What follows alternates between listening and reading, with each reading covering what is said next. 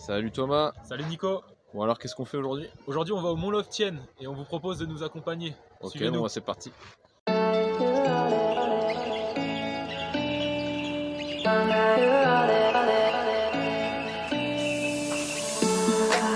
could wait 1,000 days. You never wait for me. You never wait for me. Even when I ran away, you're all that I could see. You're all that I could see. When I could hardly walk on my own, I had to lift myself out of the trench below. Haven't I suffered enough to let you go? You're all that you, I had you gone. You're all that you, you're all that you, I had you gone.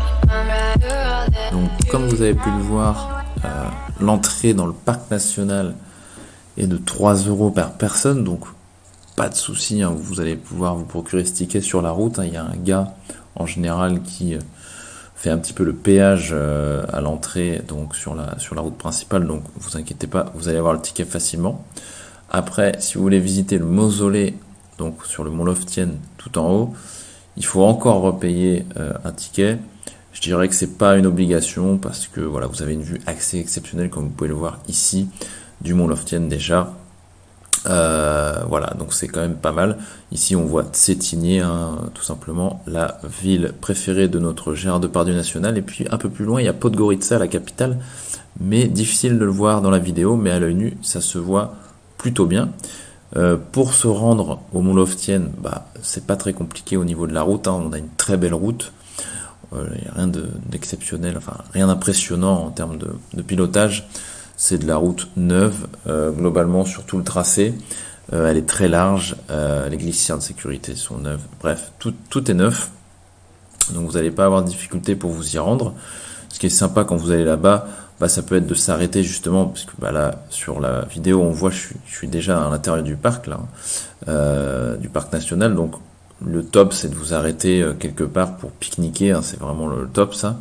Vous allez trouver des endroits un peu partout en vous arrêtant un peu au hasard. Et puis quand vous redescendez donc du Mont Loftienne, vous pouvez redescendre, mais même en y allant, vous pouvez emprunter la Serpentine. Donc la Serpentine, c'est la fameuse route qui fait plein de zigzags au-dessus de Kotor. Alors cette route-là, elle est pareil. Il n'y a pas besoin d'être un grand pilote pour l'emprunter. Mais je dirais qu'il faut faire attention, c'est sur les dimensions, la route se resserre par moment, donc parfois il faut laisser passer l'autre. Et puis si vous croisez un bus ou plus ou moins un camion, en tout cas vous allez pareil devoir faire de la manœuvre, donc il faut être prêt un petit peu à faire de la marche arrière de temps en temps pour laisser passer, on va dire, les plus gros, les plus encombrants. Donc voilà, mais rien de très difficile en soi. Donc là je suis à Colachine et je vais vous montrer un petit peu tout ce qui se développe, donc les projets immobiliers, un petit peu les routes, les nouvelles routes, aussi les travaux sur les, vous savez, tout ce qui est les collines, les montagnes, avec la pose de filets métalliques pour empêcher donc les cailloux de tomber. Donc il y a pas mal d'investissements au niveau sécurité qui se font pour voilà, que tout le monde puisse voyager avec de la sécurité donc sur Colachine et autour. Voilà. Donc ici, à Colachine, là, on peut voir un projet immobilier donc assez classique pour une station de ski, mais en gros de l'hébergement de petite taille, donc dans des résidences, avec également des chalets en construction, on le voit à gauche. Mais globalement, on est voilà sur un projet assez typique, avec beaucoup de capacité d'hébergement, près des remontées mécaniques et donc près des pistes de ski, donc très bien placé pour ce projet immobilier. Donc vous allez voir qu'il y en a d'autres à Colachine. Alors Colachine, globalement, pour ceux qui sont vraiment plus fans du ski, c'est vrai que Colachine va être au-dessus de Jabliac parce que les infrastructures sont tout simplement meilleures, et puis il y a plus de domaines skiables que Jabliac. Tandis que Jabliac va peut-être plus séduire les randonneurs plus que les skieurs. Donc c'est vrai que les deux ont leurs avantages et leurs inconvénients, en sachant que Colachine est mieux desservi aussi que Jabliac avec l'autoroute bien sûr. Donc là, il y a pas mal d'investissements à Colachine, puisque depuis que la section Podgorica-Colachine a été terminée, Colachine a pris un vrai boom, puisque c'est une station de ski qui peut vivre tout simplement juste avec la capitale du Monténégro en termes de tourisme. Donc là, on voit un autre projet par le groupe donc Swiss Hotel avec ses résidences ici en construction. Il faut savoir que quand je filme ici, on est dimanche. Donc il faut savoir qu'au Monténégro, le dimanche, vous pouvez avoir des travaux de construction.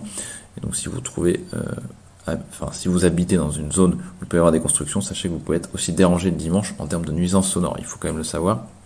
Mais voilà, il y a beaucoup de projets à Colachine de ce type parce que tout simplement, on est sur un endroit qui est bien desservi et qui est bien placé maintenant avec les stations de ski toutes neuves, quoi.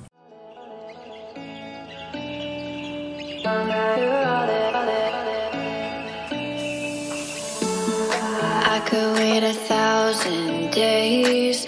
You never wait for me. You never wait for me. Even when I ran away, you're all that I could see. You're all that I could see. When I could hardly walk on my own, I had to lift myself out of the trench below.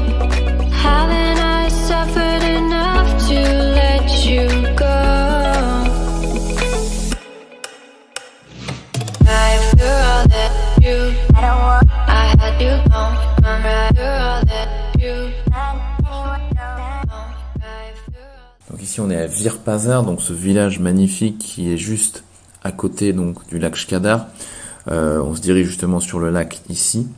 Donc si vous voulez faire des croisières sur ce lac, j'ai des contacts qui peuvent vous permettre de le faire et de vous éviter de tomber dans les attrapes touristes aussi, puisque Virpazar est quand même très touristique, même si c'est pas du tourisme de masse. Et d'ailleurs c'est pour ça que je croise souvent des Français à Virpazar, parce que il y a tout le temps, à chaque moment où j'y vais, je croise forcément des Français. Ils adorent cet endroit. C'est vrai que c'est très charmant, mais tout de même, ça reste touristique, donc vous pouvez tomber sur, si vous achetez du miel, moi je pourrais pas vous dire que vous n'allez pas vous faire piéger, parce que c'est toujours un peu ça dans les endroits touristiques. Donc pour éviter ça, si vous voulez faire des croisières sur le lac Shkadar et puis acheter des bons produits, j'ai quelques contacts à Virpazar, des familles authentiques traditionnelles, qui peuvent tout simplement déjà vous permettre de faire un tour dans le lac avec un bateau comme celui-ci, et puis aussi manger et acheter des bons produits. Donc moi je prends pas de commission là-dessus, mais si ça peut vous aider à passer des moments authentiques, on peut vous envoyer ça par email. Il y a plusieurs filles qui peuvent aider là-dessus, donc à Virpazar si ça vous intéresse. Donc là on est près des cormorans, donc c'est pas une espèce d'oiseau exceptionnellement rare, mais ce qui est exceptionnel, c'est de s'y approcher aussi près et de pouvoir voir cette communauté d'oiseaux décoller. On a vu des beaux martins pêcheurs aussi de très près, c'était très sympa. Et puis on peut voir donc certaines espèces d'oiseaux qui sont vraiment en voie d'extinction et qui sont presque, c'est leur dernière maison, on va dire, en Europe, ici dans le lac Shkadar. Donc pour les passionnés d'oiseaux, je vous recommande de venir tout simplement au Monténégro, au lac Shkadar. Voilà. Je vous laisse là-dessus et je vous dis à bientôt. Ciao. I could wait 1,000 days. You never wait for me. You never wait for me. Even when I ran away, you're all that I could see. You're all that I could see. When I could hardly walk on my own, I had to lift myself out of the trench below. Haven't I suffered enough to let you go? You're all that you, I had you